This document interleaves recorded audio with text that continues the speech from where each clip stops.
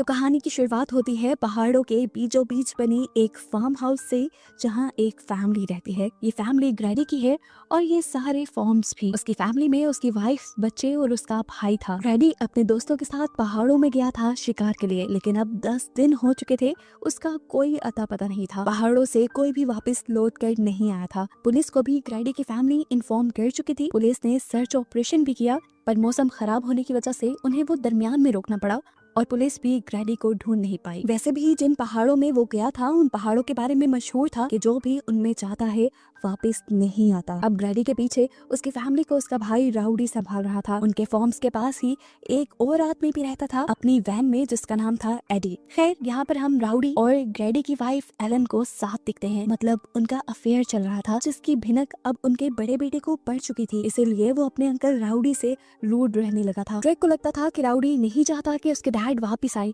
इसीलिए वो खुद उनकी तलाश का फैसला करता है। हालांकि राउडी खुद अपने भाई से बहुत प्यार करता था और उसे ही सबसे ज्यादा ग्रैडी की फिक्र थी। ड्रेक को अकेला जाता देखकर वो उसे जाने से मना कर देता है, उससे घोड़ा भी ले लेता है और खुद जाने का फैसला करता है अपने भाई को ढूंढने के लिए। हालांकि उसकी एक टांग खराब भी है और पहाड़ों पर चढ़ना उसके लिए काफी मुश्किल है। लेकिन मजेदार की बात कि इस सब की जरूरत ही नहीं पड़ी, क्योंकि कुछ ही देर में हमने देखा कि ग्रैडी वापस आ चुका है। उसकी हालत इतनी ज्यादा बुरी थी कि दूर से तो ये लोग पहचान भी नहीं पाए कि ये ग्रैडी है। उससे चला नहीं जा रहा था, उसका मुंह भयानक लग रहा था। ये लोग उसे सहारा देते हुए लेके आते हैं तो वो बार बार गिरने लगता है, जिसका मतलब था कि वो बहुत ज्यादा वीक हो चुका है। ये लोग उसे उठाकर सहारा देते हुए जाकर उसके रूम में लेटा देते हैं। उन्होंने चेक करने के लिए डॉक्टर को बुलाया तो डॉक्टर ने बताया कि इससे ग्रैडी को बहुत ज्यादा कमजोरी हो चुकी है, लेकिन वो पहाड़ों से बचकर वापस आ गया है।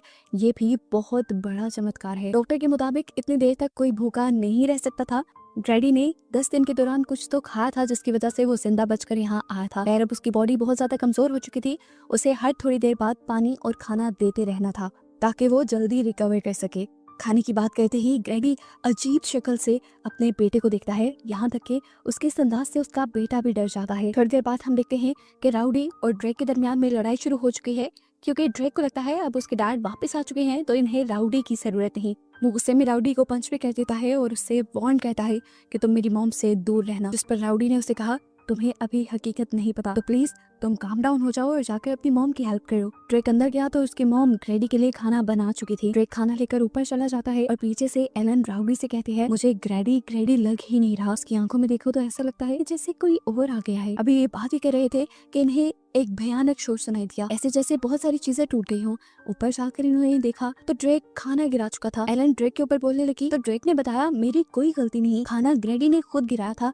हालांकि अभी वो खुद ही भूख से चिल्ला रहा था। एलिना अब उसके चेक करने के लिए उसके करीब जाते हैं तो ग्रैडी अजीब क्रीपी तरीके से उसके जिस्म को लिक करता है और कहता है, टेस्ट तो अच्छा है, मतलब क्या इसे अब इंसानों का गोश्त खाना था? उसके मुंह से बात सुनते ही एलिना का डर से बुरा हाल हो गया और तभी हमें साइड पे एक पिक्चर दिखाई गई जिसमें ग्रैडी की सही हालत थी। खैर, रात हो जाती है, सब लोग सोने के लिए चले जाते हैं। आधी रात में इन सबको घोड़े के चिल्लाने की और किसी की बुरी तरह गुर्राने की आवाज आती है। राउडी ने बाहर जाकर देखा तो किसी ने उसके घोड़े के ऊपर हमला कर दिया था और उसे बहुत ज्यादा जख्मी किया हुआ था।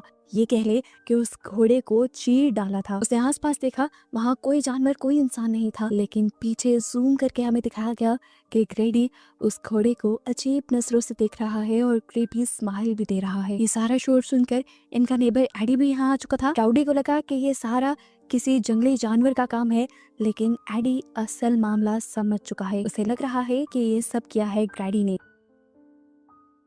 सुबह होते ही वो ग्रैडी से मिलने के लिए जाता है और अपनी जेब से एक चाकू निकाल लेता है और साथ ही अपनी स्टोरी भी सुनाने लगता है बचपन की, जब उसके अंकल उन पहाड़ों से बिल्कुल ग्रैडी की ही तरह जिंदा बचकर वापस आए थे। ग्रैडी की तरह ही वो भी बहुत ज्यादा वीक होकर आया था और आते साथ ही उसने आईडी की पूरी फैमिली को खत्म कर दिया था। उसकी इस हरकत की वजह से पुलिस वालों ने उसे गोली मारकर खत्म कर दिया था, नहीं तो वो बाकी लोगों को भी मार देता। एडी को बताता है, मैं जानता हूँ तुम्हारे अंदर भी ऐसी ही कोई पावर आ चुकी है जो मेरे अंकल के अंदर आ गई थी। वो तुम्हें अंदर से खा रही है, खोखला कर रही है। अगर तुम उसे अंदर से निकाल दो तो तुम ठीक हो जाओगे। उसकी ये बातें सुनकर ग्रैडी किसी भूत की तरह एकदम से सीधा हुआ और चीखते हुए बोला, वो ये सारे काम पहले ही कर चुकी है, वो मेरी बॉडी पे कब्जा कर चुकी है, उससे मेरी बॉडी खोखली बनाती है।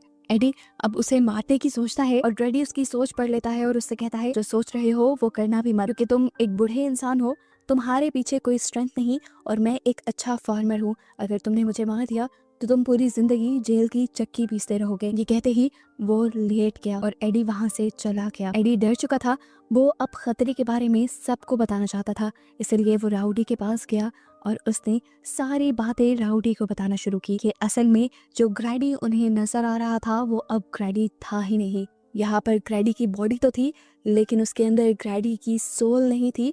ग्रैडी के अंदर घुस चुकी थी वेंडिगो की सोल।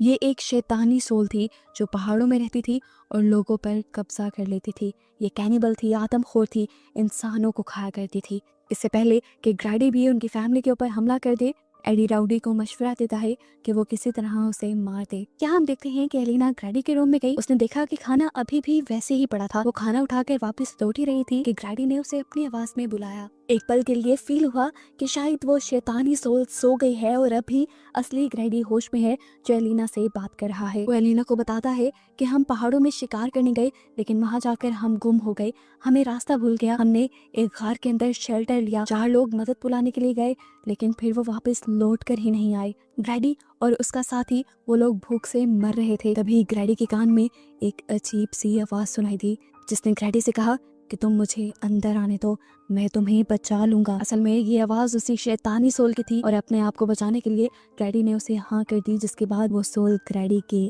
अंदर आ गई। उस सोल के अंदर आते ही ग्रैडी ने अजीब काम करना शुरू कर दिए। उसने एलिना को बताया कि उस सोल ने मेरे ही दोस्त को मरवा दिया और फिर मैंने उसे मार कर खा लिया। ग्रैडी एलिना को वार्न भी कहता है कि मेरे अंदर जो सोल है, जो शैतानी आत्मा है, वो अभी और शिकार करना चाहती है। उसने अभी ये सब बताया ही कि एलिना डर गई और यहाँ से बाहर जाने लगी, लेकिन 1 सेकंड गुजरने से पहले ही ग्रैडी उसके सामने आकर खड़ा हो गया। ग्रैडी ने अब उसे गले से पकड़ लिया और उसके मुंह से अब थूक निकल रहा था, जैसे वो एलिना को खाने के लिए तैयार हो। इससे पहले कि वो एलिना के ऊपर वार करके उसे खा लेता, पीछे से राउडी उसके ऊपर गन पॉइंट कर देता है। ये देखकर उसे गुस्सा आता है और पलक झपकने जितने वक्त में वो कमरे के अंदर जाकर दरवाजा बंद करके वहाँ की सारी चीजें तहस नहस करने लग जाता है। लगातार वो डरावनी आवाज में चीखे मार रहा था जिससे ड्रेक और उसका भाई भी बहुत ज्यादा डर रहे थे। अपनी जान बचाने के लिए एलिना बच्चों और राउडी को लेकर इस घर से निकलने ही वाली थी कि यहाँ पर एडी आ गया।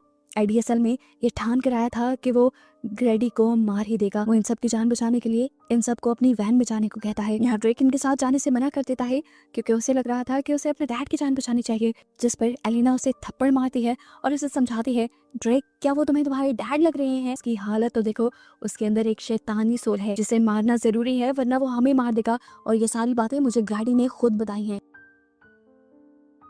ये कहने के बाद ये लोग इस घर से चले जाते हैं। एडी ऊपर जाता है ग्रैडी को मारने के लिए, लेकिन उससे पहले ही पीछे से ग्रैडी आकर उसकी ही गर्दन पे वार करके उसे ही मार डालता है। यहाँ पर हमें अब राउडी को दिखाया गया जो गन लेकर बाहर निकला था क्योंकि वो भी ग्रैडी को खत्म करना चाहता था। उसके पीछे एलिना आ गई जिसने उसे गले लगा लिया। इसके बाद वो बिना कुछ देखे घर के अंदर चला गया। घर के अंदर जाते ही उसे सबसे पहले एडी की लाश नजर आई, जिसके बाद वो गुस्से में ग्रैडी को मारने के लिए उसके कमरे में चला गया। लेकिन ग्रैडी इस टाइम बेबस अपने बिस्तर पर लेटा था। इससे पहले कि राउडी उसे मार देता, ग्रैडी ऐसे एक्ट करने लगा जैसे वो बेचारा है, लाचार है। राउडी को अपने भाई के ऊपर तरस आ गया और जैसे ही वो इमोशनली वीक हुआ, ग्रैडी ने उसी के ऊपर हमला कर दिया। शोर सुनकर एलिना को भी खतरे का अंदाजा हो जाता है। वो अपने बच्चों को वैन से निकालकर कहीं और छुपा देती है और वहीं पर ग्रैडी आ जाता है। वो अपने साथ अपने भाई राउडी की लाश को भी उठा कर लाया था। वो अब जबरदस्ती एलिना को अपने साथ घर के किचन में लेकर आया और उसने राउडी की लाश को टेबल पे रख दिया। एलिना को वो अब समझाने लगा कि उसे क्या करना है। वह एलिना को बहुत ही खतरनाक काम करने को कह रहा था। वह एलिना को राउडी का गोश्त पकाने को कह रहा था। वो उसे बताता है कि पहले एलिना राउडी के टुकड़े करे और उसके बाद एक पॉट में पानी उबलना रखे, राउडी का सूप बनाए और उसे दे। ये सब करने को एलिना तैयार ही नहीं थी। वो कैसे कर सकती थी ये सब? एलिना ने जब मना किया तो ग्रैडी ने उसे जोरदार थप्पड़ मारा जिससे वो नीचे गिर गई और उसे साइड पे देखा कि ड्रेक उसे बचाने के लिए आ गया था। लेकिन अगर उसकी भनक ग्रैडी को पड़ जाती तो ग्रैडी पहले उसे ही मार देता। ग्रैडी का ध्यान भटकाने के लिए अब वो ग्रैडी के कहे हुए काम करने लग जाती है। उसने अब राउडी की बॉडी के टुकड़े करना शुरू किए और टुकड़े करके उसने सारा गोश्त एक बाउल में डाल दिया। उसके बाद उसने सूप को उबलने रख दिया। इतने में पीछे से ड्रेक ने गन ढूंढकर उसे लोड करना शुरू कर दिया था। सूप पकाकर एलिना एक बोल ग्रैडी के सामने रख देती है तो ग्रैडी उससे एक और बोल तैयार करने को कहता है क्योंकि वो चाहता था कि एलिना ये गोश्त उसके साथ मिलकर खाए। एलिना ने उसे साफ कह दिया कि मुझे भूख नहीं है, लेकिन तभी पीछे से ड्रेक के हाथ से गोली छूटकर गिर गई। अब तो पक्का ग्रैडी का ध्यान उस तरफ जाता, इसीलिए एलिना अब ग्रैडी की ये बात मानने को भी तैयार हो गई कि वो राउडी का गोश्त खाएगी। एक बाउल लेकर वो भी बैठ गई और मजबूरी में उसे राउडी का गोश्त खाना पड़ा।